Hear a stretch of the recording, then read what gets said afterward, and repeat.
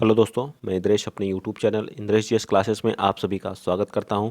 तो आप लोगों के लिए ये बहुत ही महत्वपूर्ण क्लास है जो यूपी टेट ठीक है, यूपी टेट वालों के लिए, सी टेट वालों के लिए, ठीक है, सी टेट हो गया, यूपी पुलिस वालों के लिए, यूपी पुलिस की जो लोग तैयारी करते हैं उनके लिए, ठीक है, बीडीओ के लिए, ठीक है, बीडीओ एग्जाम बहुत जल्द होने, सभी के लिए जहाँ जहाँ हिंदी आती है, चाहे एसएससी जीडी वाले हो गए, तो सभी के लिए क्या है, महत्वपूर्ण क्लास है, ठीक है। तो आप लोग वीडियो को शेयर कर दिया करिए और चैनल को क्या कर लिया करिए, सब्सक्राइब कर लिया करिए, ठीक। चलिए स्टार्ट करते हैं आज का पहला क्वेश्चन। क्वेश्चन नंबर 1 देखिए क्या कर रहा है कि 31 कह रहा है कि प्राग ऐतिहासिक में किस उपसर्ग का प्रयोग किया गया है, बताइए बताइए आप लोग। तो यहाँ क्या बनता है, प्राग प्लस इतिहास, ठीक, प्राग प्लस इतिहास प्लस क्या है, इक प्रत्यय लगा हुआ, ठीक है, ठीक। तो मैं इसको डिटेल में बताइए, ये हमारा क्या हो गया, मूल शब्द हो गया, ठीक है। ये क्या हुआ, हमारा मूल शब्द हुआ। इक हमारा क्या हुआ, प्रत्यय हुआ, ठीक है, इक हमारा क्या हुआ, प्रत्यय हुआ। और प्राक क्या हुआ, हमारा उपसर्ग हुआ, ठीक है। पूरा देखिए यहाँ मैंने एकदम डिटेल से आपको बताने की कोशिश किया है। प्राक हमारा उपसर्ग हुआ, इतिहास हमारा मूल शब्द हुआ, इक हमारा क्या हुआ, प्रत्यय हुआ, ठीक है। तो पूछा हमसे क्या उपसर्ग कौन सा है, तो हमारा बी पार्ट बिल्कुल सही।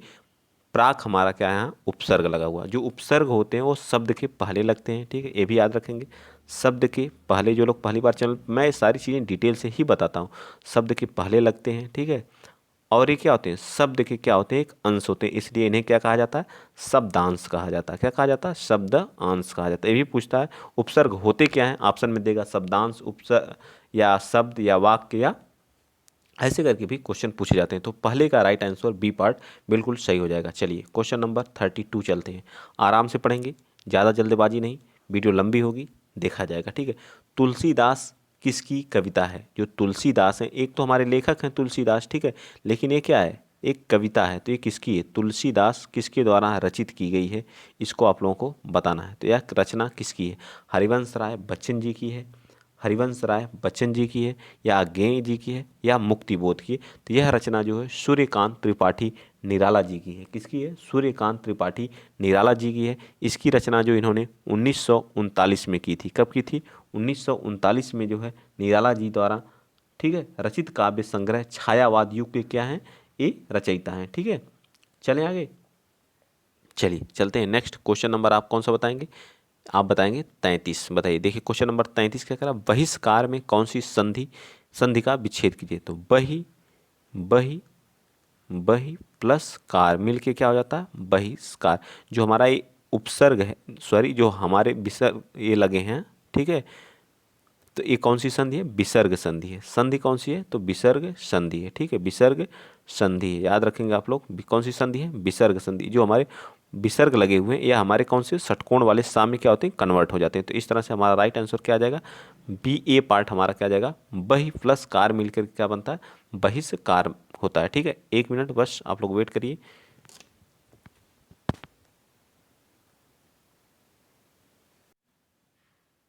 ठीक, चलिए, तो ये वाला क्वेश्चन आपको हम लोग का क्या आ जाएगा, ए पार्ट राइट हो जाएगा, ठीक है। चलिए नेक्स्ट चलते हैं, क्या किया जाए, कॉल आ जाती है बीच बीच में, डिस्टर्ब हो जाता है, ठीक है। चलिए क्वेश्चन नंबर 34 बताते हैं। क्वेश्चन नंबर 34 देखिए क्या कर रहा है, क्वेश्चन नंबर 34 का वैदेही वनवास किसकी रचना है, ठीक है। वैदेही वनवास जो है किसकी रचना है, तो वैदेही वनवास मैथिली शरण गुप्त जी की है, या फिर अयोध्या सिंह हरिऔध जी की है, रामधारी सिंह दिनकर जी की है, या श्रीधर पाठक जी की है। तो यह रचना जो हरिऔध जी की, किसकी है, हरिऔध। वैदेही वनवास किसकी है, हरिऔध उपाध्याय जी की है, ठीक है।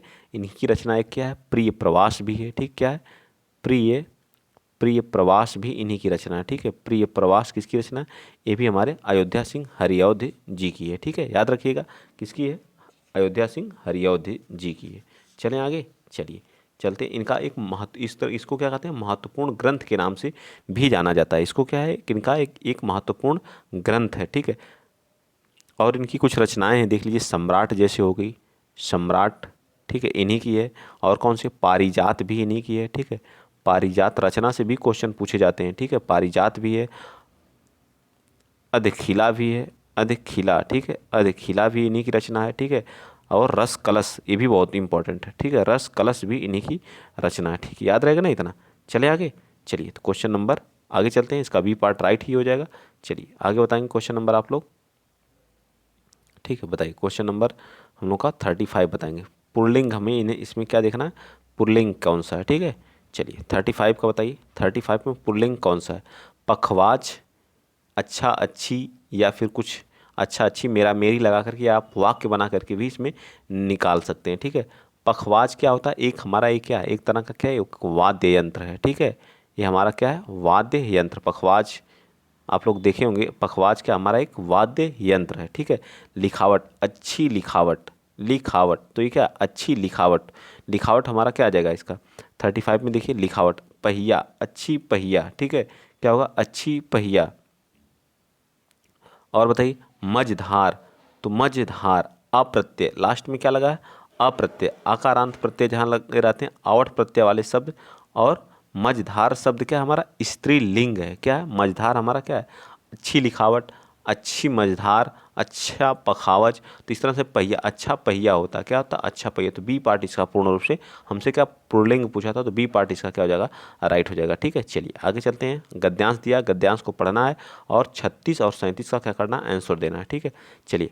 स्पष्ट आत्मविश्वास, विषय की अच्छी पकड़ और प्रभावशाली भाषा में अपने विचारों और भावनाओं को व्यक्त करना ही क्या है, संप्रेषण कला है। ठीक है, जो निरंतर अभ्यास से निखारी जा सकती है। ठीक है, एक दिन में कोई अच्छा वक्ता नहीं बन सकता, मतलब बोलने की बात कही गई है। आप अगर एक दिन में चाहें तो अच्छे वक्ता नहीं बन सकते। भाषा पर अनायास ही किसी की पकड़ नहीं हो पाती है। इसी अभ्यास से स्वामी विवेकानंद ने जिस संप्रेषण कला का विकास किया था, उसने विश्व धर्म सम्मेलन में लाखों अमेरिकी निवासियों को क्या कर दिया था, चकित और मोहित कर दिया था। उनकी एक दिन की क्या थी, इस पर पकड़ नहीं थी। इस पर हमें क्या देना है, आंसर देना है। पूछा है संप्रेषण कला क्या नहीं है? प्रभावशाली भाषा, अलंकरण, आत्मविश्वास, विचारों और भावनाओं को व्यक्त करना। तो इसका राइट आंसर आप बताएंगे क्या है, अलंकरण नहीं है। ठीक, क्या कोई अलंकरण नहीं है। ठीक, चलिए आगे चलते हैं। क्वेश्चन नंबर कौन सा अब हम लोग सामने आ गया, 37। ठीक है, 37 बताइए। संप्रेषण कला विकास किससे होता है? अनायास से होता है, अभ्यास से होता है, भाषा से, भाषण से होता है, या भाषा से, या विषय की अच्छी पकड़ से। तो इसका राइट आंसर आ जाएगा बी पार्ट, क्या आ जाएगा, गद्य के अनुसार संप्रेषण कला का विकास भाषा के अभ्यास से आता है। ठीक है, तो बी पार्ट हमारा क्या होगा, इसका बिल्कुल सही हो जाएगा। चलिए क्वेश्चन नंबर 38 बताइए। निम्न में से संयुक्त व्यंजन कौन सा नहीं है? संयुक्त व्यंजनों की संख्या कितनी होती है? तो ये 4 होते हैं। कौन कौन से होते हैं ये बताइए आप लोग। हमारा कौन सा हो गया, अच्छा हो गया। ठीक है, एक तो छतरी वाला अच्छा हो गया। एक हमारा कौन सा हो गया, त्र हो गया। ठीक है, त्र हो गया। एक हमारा कौन सा हो गया, ज्ञा हो गया। और एक हमारा क्या आता है, स्र आता है। ठीक है, स्र आता है। इनका किससे किससे निर्माण है ये भी देख लिए। क, ठीक है, क और किससे होता है इसका, स से। स प्लस आ से मिलके हमारा क्या बनता है, छ बनता है। ठीक, और इसी तरह से हमारा जो है त, ठीक है, और प्लस त और प्लस र मिलके और आ मिलके क्या बनता है, त्र बनता है। ठीक है, ये पूरा त रहता है। ठीक है, और हमारा कौन सा ज, ज प्लस इया और प्लस आ मिलके क्या बनता है, ज्ञा बनता है। ठीक है, और हमारा र आधा र और प्लस स हमारा, ठीक है, और स प्लस आ मिलके क्या बनता है, स्र बनता है। ठीक है, स्र बनता है। ठीक, आई होप मैं आशा करता हूँ सारी चीज़ें आपके समझ में आई होंगी। तो इसका राइट आंसर क्या आ जाएगा, इसका राइट आंसर हमारा क्या आ जाएगा, यह हमारा कोई जो है संयुक्त व्यंजन नहीं, बी पार्ट इसका भी राइट हो जाएगा। चलिए आगे चलते हैं। 39, 39 देखिए क्या कह रहा है। रख हौसला वो मंजर भी आएगा, प्यासे के पास चलकर समंदर भी आएगा, न थक हार बैठ करे मंजिल के मुसाफिर, मंजिल भी मिलेगी और मिलने का मज़ा भी आएगा। ठीक है, इतनी तबीयत ख़राब होने के बावजूद भी मैं अगर आप लोगों के साथ संघर्ष कर रहा हूँ, तो आप लोग भी मुस्कुराते हुए इस चीज़ को एक्सेप्ट करिए और पढ़िए, आनंद लीजिए। ठीक है, ठीक है, चलिए चलिए थोड़ा सा पानी पी लेते हैं। हाँ, तो बताइए आप लोग, क्वेश्चन बताइए। मृत्युंजय पद में कौन सा समास है? जो मृत्यु को जीतने वाला होता है उसको क्या कहा जाता है, मृत्युंजय बोला जाता है। ठीक है, अर्थात मृत्यु को किसने जीता था, भगवान शिव को बोला जाता है। ठीक है, भगवान शिव को। ठीक, तो इसमें कौन सा, इसमें जिसमें तीसरा पद क्या होता है, प्रधान होता है। तीसरा पद क्या होता है, तीसरा पद क्या होता है, तीसरा तीसरा पद प्रधान हो, वहाँ कौन सा अलंकार होता है, तो वहाँ हमेशा कौन सा, बहुव्रीहि अलंकार होता है।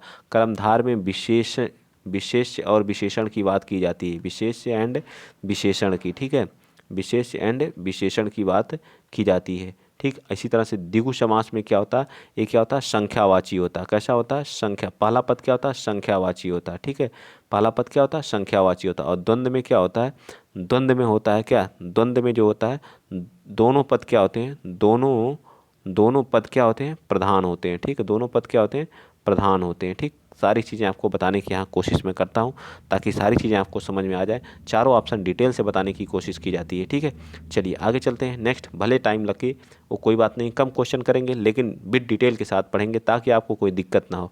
अलंकार में उपसर्ग कौन सा लगा हुआ है, अलंकार जो हमारा शब्द है उसमें उपसर्ग कौन सा लगा हुआ है, तो अलम प्लस कार मिलके अलम, ठीक है, अलम प्लस कार, ठीक, अलम प्लस कार मिलके हमारा क्या बनता है, अलंकार बनता है। ठीक, क्या बनता है, अलंकार बनता है। ठीक, अलंकार बनता है। इसमें संधि कौन सी है, देखा जाए तो व्यंजन संधि है। ठीक, कौन सी है, व्यंजन संधि है। ठीक है, व्यंजन संधि है। संधि भी मैंने बता दिया। और उपसर्ग इसमें कौन सा लगा हुआ है, उपसर्ग जो लगा हुआ है, उपसर्ग वो हमारा अलम लगा हुआ है। ठीक है, उपसर्ग क्या लगा हुआ, अलम। ठीक, तो राइट आंसर क्या आ जाएगा, डी पार्ट। ठीक, क्या आ जाएगा, डी पार्ट बिल्कुल राइट हो जाएगा। ठीक है, नेक्स्ट चले, आगे चलते हैं। क्वेश्चन नंबर 41 बताएंगे आप लोग। बताइए क्वेश्चन नंबर 41 क्या कह रहा है कि यह पुस्तक किसकी है, रेखांकित शब्द पद का परिचय क्या है, शब्द पद का क्या है, परिचय क्या है, जो रेखांकित किया गया है। यह क्या है, एक सार्वनामिक विशेषण है या फिर सर्वनाम एक वचन स्त्रीलिंग है, क्या है बताइए। तो पुस्तक एक वचन है। ठीक है, क्या है, पुस्तक एक वचन है और इसमें क्या है, सार्वनामिक विशेषण है, पुस्तक विशेष्य है और एक वचन स्त्रीलिंग है। तो राइट आंसर हमारा क्या आ जाएगा, इसका बी पार्ट आ जाएगा। ज़्यादा बहस इसमें करने की जरूरत ही नहीं है। अगर आप विशेषण पढ़े होंगे तो सारी चीज़ें आपको समझ में आ गई होगी। चलिए, विश्लेषण का विलोम क्या होगा, विश्लेषण का मतलब क्या होता है, टुकड़ों टुकड़ों में करके पढ़ना। ठीक है, विश्लेषण करना किसी चीज़ का। ठीक है, विश्लेषण करना, जब इन्हीं चीज़ों को इन 1 2 3 4 5 6 कई टुकड़ों में इसको आपको करके पढ़ रहे हैं और इन्हीं का एक संश्लेषण करके एक सेवंथवा एक ही जगह सारी चीज़ों को पढ़ लें तो वही हमारा क्या कहलाता है, संश्लेषण है। ठीक है, मैंने मैप के ग्राफ के माध्यम से बताया ताकि आपको चीज़ों को समझ में, तो इसका राइट आंसर हमारा क्या आ जाएगा, सी पार्ट बिल्कुल राइट। विश्लेषण शब्द का अर्थ होता है पृथक अलग अलग करना, जबकि संश्लेषण शब्द का अर्थ होता है एक में मिलान करना, लगाना, जोड़ना। ठीक है, दोनों परस्पर क्या है, विलोम होते हैं। ठीक, आगे चलते हैं। क्वेश्चन नंबर 43 बताएंगे, जिनका उच्चारण ऊपर के दांत पर जीभ लगाने से होता है उन्हें क्या बोलते हैं, दंत बोलते हैं। क्या बोलते हैं, दंत बोलते हैं। ठीक है, क्या बोलते हैं, दंत बोलते हैं। जैसे त थ द ध न, ये हमारे क्या है, दंत, दंत वाली ध्वनियाँ। कंठ जैसे क ख ग घ जो हमारे कंठ से बोले जाते हैं। नाक से पंचम अक्षर जो होते हैं वो नाक से बोले जाते हैं। ठीक है, चलिए, मूर्धा जो हमारे होते हैं मूर्धा से बोले जाते हैं, ट ठ ड ढ, ये सब हमारे कहते हैं मूर्धा होते हैं। ठीक, चलिए नेक्स्ट चलते हैं। क्वेश्चन नंबर आप बताएंगे 44, क्या कह रहा है कि उष्म व्यंजन जिनको बोलने में क्या आती है, गर्मी आती है। जैसे हमारे इनकी संख्या कितनी होती है, 4 होती है। ठीक, उष्म व्यंजन की स स और ये वाला स और ये क्या हो गया ह, ये सब हमारे क्या होते हैं, उष्म व्यंजन के अंतर्गत आते हैं। किसके अंतर्गत आते हैं, उष्म व्यंजन। ये 4 हमारे क्या होते हैं, उष्म व्यंजन आते हैं। इसी तरह से 4 हमारे क्या होते हैं, अंतस्थ व्यंजन होते हैं। अंतस्थ व्यंजन जिनको क्या बोले जाते हैं, य र ल और वाई हमारे क्या अंतस्थ व्यंजन है। तो राइट आंसर इसका क्या आ जाएगा, बी पार्ट हमारा क्या हो जाएगा, बिल्कुल राइट हो जाएगा। ठीक है, चलें आगे। चलिए, वीडियो को आप लोग शेयर कर दिया करिए भाई, ज़्यादा से ज़्यादा जितने लोग भी देखते हैं। ठीक, चलिए आगे चलते हैं। क्वेश्चन नंबर 45, अत्यधिक का विलोम क्या होगा। अत्यधिक का मतलब बहुत ज़्यादा। ठीक है, बहुत ढेर, आप लोगों के पास बहुत ही धन है, अपार धन है, संपत्ति, बहुत अधिक धन है, तो इसका क्या होगा, अत्य अल्प होगा, अनधिकृत हो गया, अत्यधिक हो गया, अनधीन होगा। तो ये बिल्कुल ही गलत है एक ठो। ठीक है, अनधीन ये भी गलत है। ठीक, बचे 50-50 मैंने कर दिया, अब तो आप कर ही ले जाएंगे। अत्य अल्प होगा, क्या होगा, अत्य अल्प मीन्स थोड़ा सा, बहुत अधिक, अत्यल्प का मतलब बहुत कम। ठीक है, चलिए आगे चलते हैं। क्वेश्चन नंबर 46, रित का विलोम क्या हो जाएगा। ठीक है, रित का क्या होगा, कुरित होगा। ठीक है, या अनरित बोलते हैं या इसी को अनरित भी बोलते हैं, अनरित। ठीक है, रित का क्या होता है, अनरित या कुरित भी बोला जाता है। ठीक, तो बी पार्ट हमारा क्या जाएगा, बिल्कुल राइट हो जाएगा। चलिए क्वेश्चन नंबर 47 बताइए, फटाफट बता दीजिए आप लोग। संकल्प शब्द में उपसर्ग बताइए। संकल्प, तो सम प्लस कल्प मिल के क्या बनता है, संकल्प बनता है। बताइए इसमें कौन सा उपसर्ग लगा हुआ है, तो सम उपसर्ग लगा हुआ, कैसा, सम उपसर्ग लगा हुआ, ठीक है। चलिए नेक्स्ट चलते हैं, क्वेश्चन नंबर 48 बताइए। क्वेश्चन नंबर 48 क्या कह रहा है कि मुझसे खड़ा भी नहीं हुआ जाता। इसमें कौन सा वाच्य, तो वाच्य के कितने भेद होते हैं, वाच्य के 3 भेद होते हैं, ठीक है। कृतवाच्य, ठीक, कर्मवाच्य, और एक कौन सा होता है, भाववाच्य, ठीक, भाववाच्य, ठीक। तो इसमें कौन सा है, तो भाववाच्य, ठीक, क्या है, भाववाच्य, ठीक। तो इसका राइट आंसर भी क्या आ जाएगा, बी पार्ट आ जाएगा, ठीक। चलिए क्वेश्चन नंबर 49 बताइए। तद्भव और उसके तत्सम का कौन सा मेल गलत है, तद्भव और तत्सम का। लवणता, लवणता यही हमारा क्या है, बिल्कुल ये भी गलत है, ठीक, गलत पूछा तो ये भी गलत है, तो इस तरह से ये भी सही है। और कौन सा, आंत्र, आंत्र, आंत्र का अंत्र है ना, ये भी गलत है, ठीक है, यहाँ आकी मात्रा होनी चाहिए, ये भी गलत है, ठीक। दोनों ऑप्शन ए और सी होंगे, ठीक है। और लौंग का लवंग होता, आयुष का आदेश बिल्कुल सही है, तो ये दोनों हमारे ऑप्शन सही है, ठीक है। तो इस तरह से हमसे पूछा गलत कौन सा है, तो ए और सी दोनों गलत हैं, ठीक। नेक्स्ट चलते हैं, क्वेश्चन नंबर 50 बताएंगे आप। लेखक और उसकी रचना स्कंद गुप्त लक्ष्मी नारायण मिश्र द्वारा जोड़ा कौन सा गलत है, ये पूछा है। बताइए स्कंद गुप्त के नाटक के कौन है, जयशंकर प्रसाद है, कौन है इसके हैं, जयशंकर प्रसाद है, जय शंकर प्रसाद जी हैं। तो यही हमारा गलत है, यही हमारा गलत है, तो गलत तो यही, तो राइट आंसर हमारा क्या हो जाएगा, ए पार्ट हमारा इसका राइट हो जाएगा। संस्कृत के 4 अध्याय रामधारी सिंह दिनकर जी का हैं। बताइए किसके हैं, रामधारी सिंह दिनकर जी के हैं। 50 का बताइए, रामधारी सिंह दिनकर के, बिल्कुल सही बात है, ठीक है। और रसज्ञ रंजन के आचार्य महावीर प्रसाद है, और अशोक के फूल भी आचार्य प्रसाद द्विवेदी जी के ही है। नेक्स्ट देखिए, ये सभी हमारी रचनाओं से 3 क्वेश्चन है, ठीक है, सभी रचनाएं इसमें पूछी गई। कौन सा जोड़ा नहीं सुमेलित है, ये पूछा गया। परिमल, तो परिमल सूर्यकांत त्रिपाठी निराला जी की है, बिल्कुल सही। हमसे पूछा गलत कौन, तो शिवराज भूषण किसकी रचना है, तो भूषण जी की है, ठीक है, ये भी सही है, ठीक।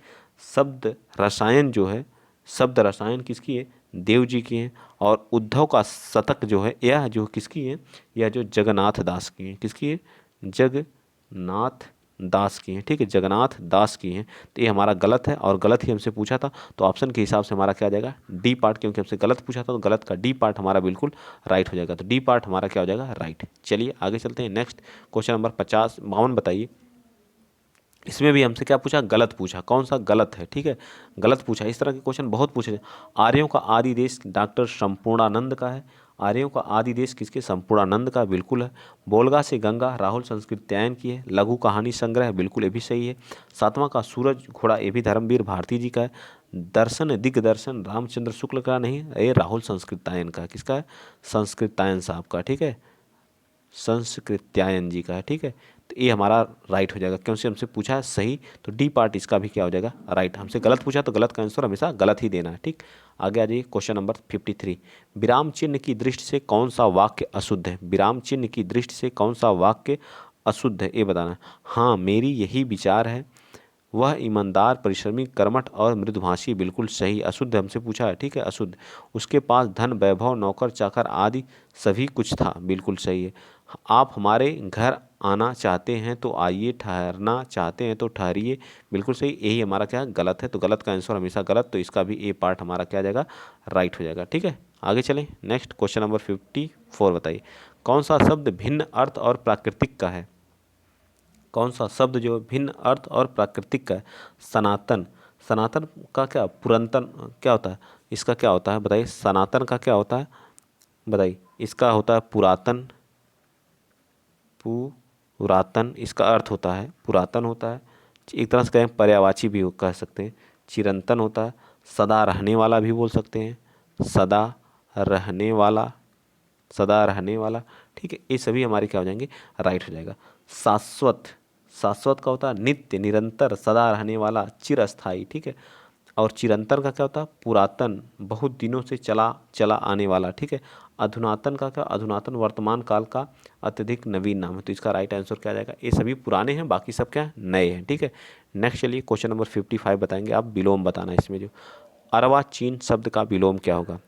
अर्वाचीन का विलोम क्या होगा? अर्वाचीन अधुनातन का पर्यायवाची है। अधुनातन का मतलब आधुनिक युग का। इसका क्या होगा? अर्वाचीन का क्या होगा? प्राचीन होगा। ठीक है, अर्वाचीन का क्या होगा विलोम? प्राचीन होगा। प्राचीन का मतलब पुरातन, सनातन। ठीक है, और आधुनिक, वर्तमान का नया, नवीन आदि सभी क्या हमारे अर्वाचीन के पर्यायवाची हैं। ठीक, चलें आगे। चलिए नेक्स्ट चलते हैं। क्वेश्चन नंबर 56 बताइए। व्याकरण की दृष्टि से अशुद्ध कौन सा है? व्याकरण की दृष्टि से अशुद्ध कौन सा है? अशुद्ध बताना। विभीषण, बताइए विभीषण कैसे लिखा जाता है? सही है। विरह, विरहिणी, विरहणी कैसे लिखा जाएगा? बताइए व्याकरण की दृष्टि से अशुद्ध क्या है? तो विरहिणी लिखा जाता है। क्या होता है?